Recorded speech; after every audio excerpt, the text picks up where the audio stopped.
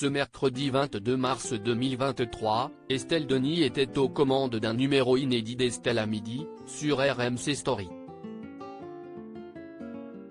Et sur le plateau, le sujet brûlant de la réforme des retraites a bien entendu été évoqué. Ce qui a donné lieu à des tensions entre la présentatrice de 46 ans et l'un de ses chroniqueurs. Si est-il le sujet qui fait l'actualité ces dernières semaines? Nombreux sont les secteurs à être mobilisés contre les réformes des retraites en faisant grève. D'autant plus depuis que le gouvernement a eu recours à l'article 49. 3. Une nouvelle journée de manifestation est attendue le jeudi 23 mars, une journée très attendue selon Estelle Denis. Vous avez raison. Je pense que ça va être une bascule. Si est à dire que s'il y a plus de monde que lors des précédentes manifestations encadrées par les syndicats, pacifistes, etc.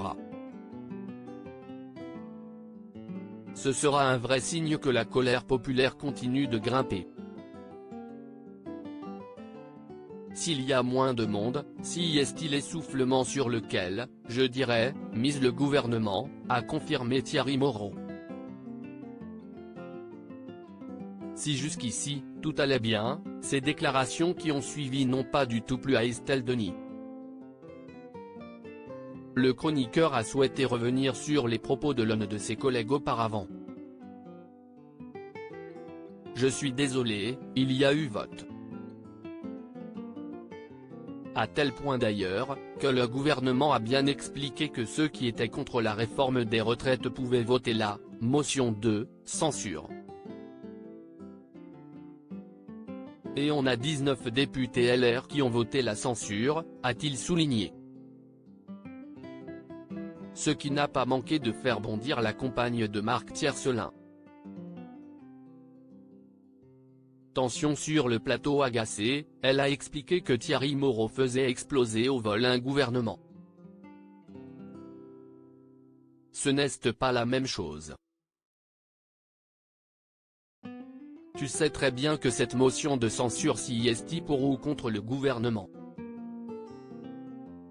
Ce n'est pas parce qu'Elisabeth Borne qui est quand même, excusez-moi, extrêmement fragilisée actuellement et qui n'est plus très écoutée manifestement. Point, ce n'était pas pour ou contre la réforme. Une motion de censure si est-ce que tu veux faire exploser le gouvernement ou pas? Ce n'est pas du tout pareil et je suis désolé, les députés n'ont pas voté pour cette réforme des retraites, s'est-elle indignée. Son chroniqueur lui a alors répondu que c'était son analyse.